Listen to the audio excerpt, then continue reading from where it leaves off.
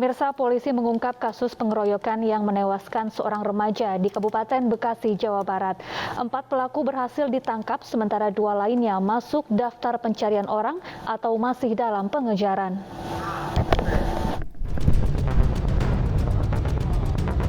Empat pelaku pengeroyokan terhadap remaja di Bekasi, Jawa Barat telah ditetapkan sebagai tersangka. Keempat tersangka memiliki perannya masing-masing, yakni sebagai provokator dan menganiaya hingga korban meninggal dunia akibat diserang dengan senjata tajam. 3 dari 4 tersangka positif menggunakan narkoba dan menenggak miras sebelumnya. Keempatnya bakal dikenai pasal berlapis dari aksi pengeroyokan, pembunuhan, dan kepemilikan senjata tajam. Dengan ancaman pidana 10 hingga 15 tahun penjara dan denda sebesar 200 juta rupiah. Yang dilintasi daripada korban ini, itu ada sekelompok anak muda yang sedang nongkrong atau duduk di taman, ya, sehingga secara bersama-sama karena mendengar provokasi teriakan maling itu melakukan penghadangan. Dan mereka yang nongkrong dan duduk di taman itu pada saat itu kebetulan membawa senjata tajam ini, karena memang mereka berencana akan melakukan aksi tawuran. Ini tidak ada kaitannya dengan kasus ini sebenarnya.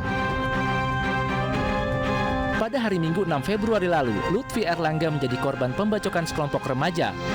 Ia dituduh mencuri besi.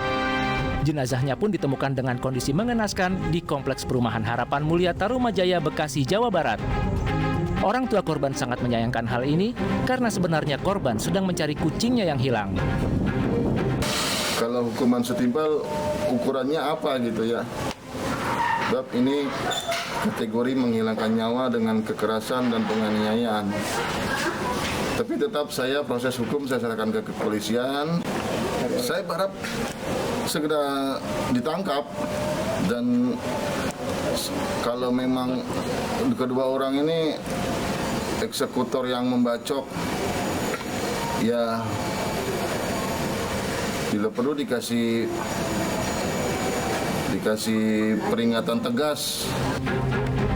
Setelah menetapkan 4 tersangka, polisi kini mengejar 2 pelaku lain yang menganiaya korban dengan senjata tajam hingga tewas. Dari Jakarta, tim liputan iNews melaporkan. Bos warteg di Bekasi, Jawa Barat yang memperkosa karyawannya ditetapkan jadi tersangka. Kini tersangka masih dirawat di rumah sakit setelah mencoba bunuh diri dengan menusuk perutnya.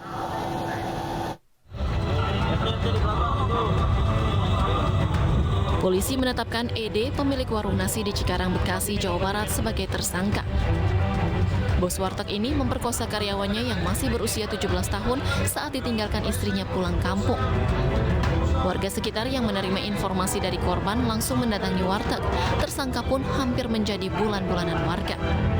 Usai aksi bejatnya terbongkar, tersangka mencoba bunuh diri dengan menusuk perutnya. Kini tersangka masih dirawat di Rumah Sakit Polri Kramat Jati, Jakarta. Awalnya itu tiba-tiba kita dihubungin sama yang korban. Kita tolong, katanya saya perkosa berdua. Akhirnya kita kan nggak tahu. Kita serok, kamu tinggal di mana? Akhirnya timbul lagi serok. Kita cepat-cepat lari. Ternyata si korban udah dicoba diperkosa sama si pelaku. Kita udah nyampe setempat. Si pelaku sempat mengelak langsung, tidak mengakui pertama, kedua dia coba mau bunuh diri. Akibat perbuatannya, tersangka terancam hukuman 15 tahun penjara. Dari Bekasi, Jawa Barat, Didit Junaidi, Ahmad Jauhari, Lutfi, iNews melaporkan.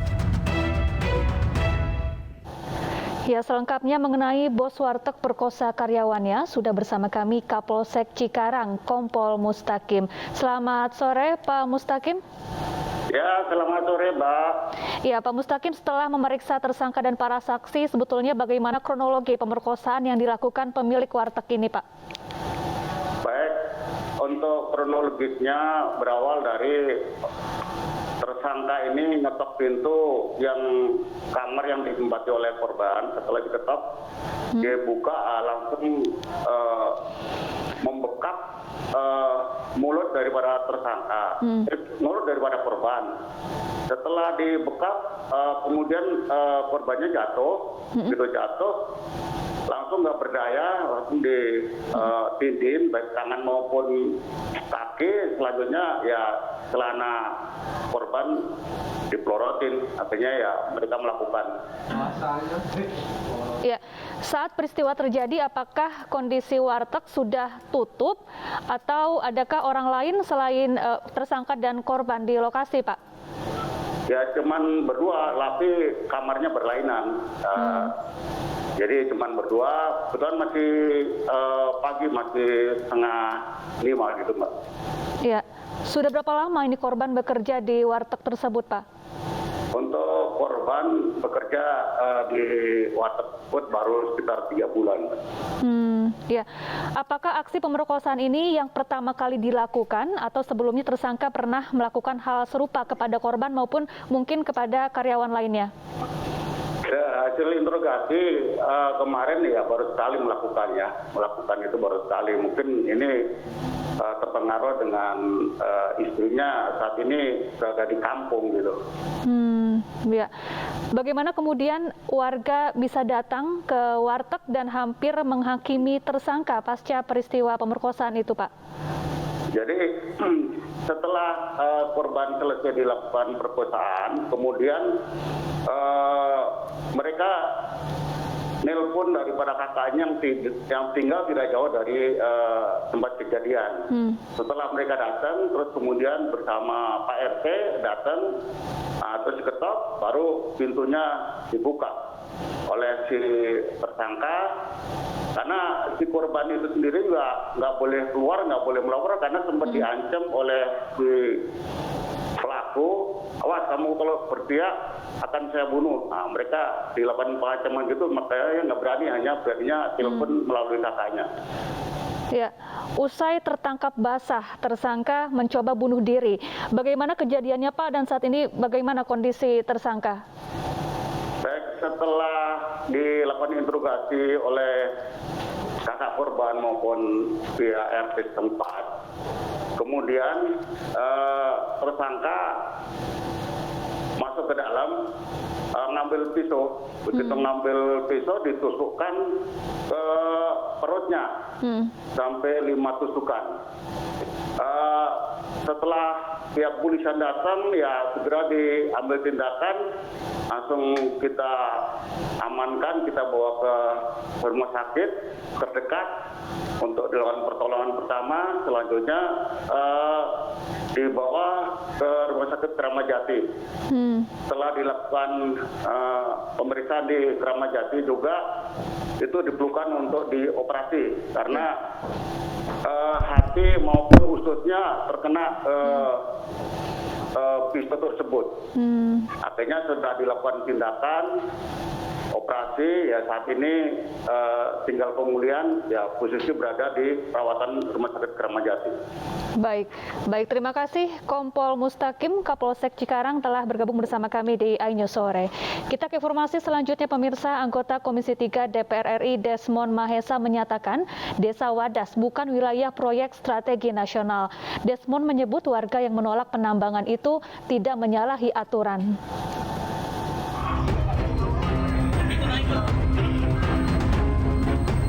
Panas di Desa Wadas, Kabupaten Purworejo, Jawa Tengah menjadi sorotan publik, tak terkecuali dengan anggota Dewan Perwakilan Rakyat Republik Indonesia.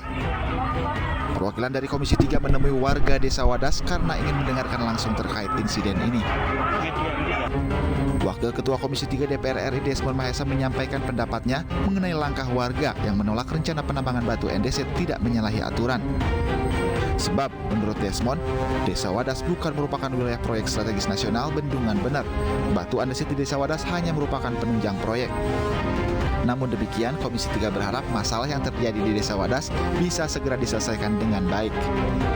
Harapannya sama, agar penantian yang sudah cukup lama dari warga masyarakat yang terdampak ya proyek pembangunan Bendungan Bener ini bisa segera terselesaikan. Amin. Kita sama-sama berikhtiar, kami juga mohon doa, juga mohon juga diingatkan ya Sebelumnya sejumlah warga Desa Wadas menolak pengukuran lahan oleh BPN hingga berujung ricuh.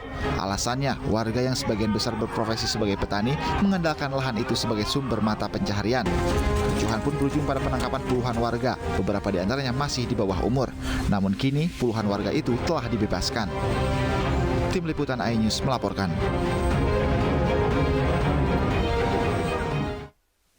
Kementerian Pertahanan membeli 6 pesawat tempur buatan Prancis, Dassault Rafale. Dalam waktu dekat, Indonesia akan kembali menambah pembelian 36 pesawat tempur dengan jenis yang sama.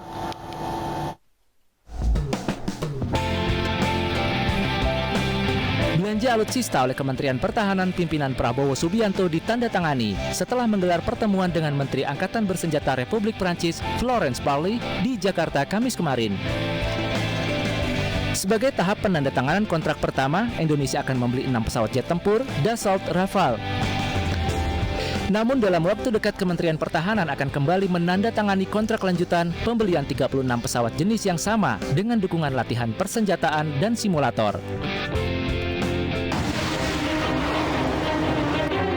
Pesawat tempur Dassault Rafale merupakan rancangan Dassault Aviation Prancis. Pesawat ini diklaim memiliki banyak kelebihan, salah satunya beberapa radar canggih. Rafale juga mampu melaju dengan kecepatan maksimal 1,8 Mach atau 750 knot dengan daya jelajah 3.700 km dan ketinggian maksimal 15,24 km. Harga per unit pesawat Dassault Rafale diperkirakan mencapai 1,63 triliun rupiah. Pemirsa, Majelis Ulama Indonesia menegaskan program kunjungan Ka'bah Metaverse yang diluncurkan Arab Saudi tidak bisa menggantikan ibadah haji, sebab pelaksanaan ibadah haji perlu hadir secara fisik.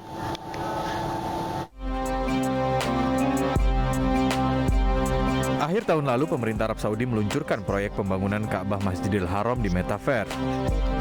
Proyek ini memungkinkan umat Islam melihat Hajar Aswad dan juga suasana sekeliling Masjidil Haram secara virtual. Proyek ini kemudian memunculkan polemik. Banyak orang yang menganggap adanya Masjidil Haram di Metaverse memungkinkan ibadah haji dilaksanakan secara virtual. Hal ini juga dianggap sebagai alternatif setelah pandemi corona menghantam dunia. Menanggapi hal tersebut, Ketua Majelis Ulama Indonesia bidang fatwa Asrorun Niam Soleh menegaskan program kunjungan Ka'bah Metaverse yang diluncurkan Arab Saudi tidak bisa menggantikan ibadah haji. Kehadiran Ka'bah secara virtual melalui Metaverse ini tidak bisa menjadi pengganti pelaksanaan aktivitas ibadah haji dan juga ibadah umroh yang disyariatkan di dalam ajaran Islam. Karena pada hakikatnya aktivitas haji itu adalah ibadah yang bersifat mahdhah, basisnya adalah dogma, teknis pelaksanaannya adalah ittiba, kita mengikuti tata cara yang sudah dicontohkan oleh baginda Rasulullah SAW. Aktivitas ritual pelaksanaan ibadah haji juga mempersyaratkan adanya kehadiran fisik dan juga aktivitas fisik, atau dikenal sebagai ibadah fi'liyah. Sementara itu, pemerintah Turki juga dengan tegas menyebut haji di Metaverse tidak sah. Tim Liputan iNews melaporkan. Gara-gara insiden pengeroyokan wasit, polisi menghentikan sementara pelaksanaan Liga 3 sepak bola di Kota Malang, Jawa Timur. Informasinya usai jeda, tetaplah bersama kami.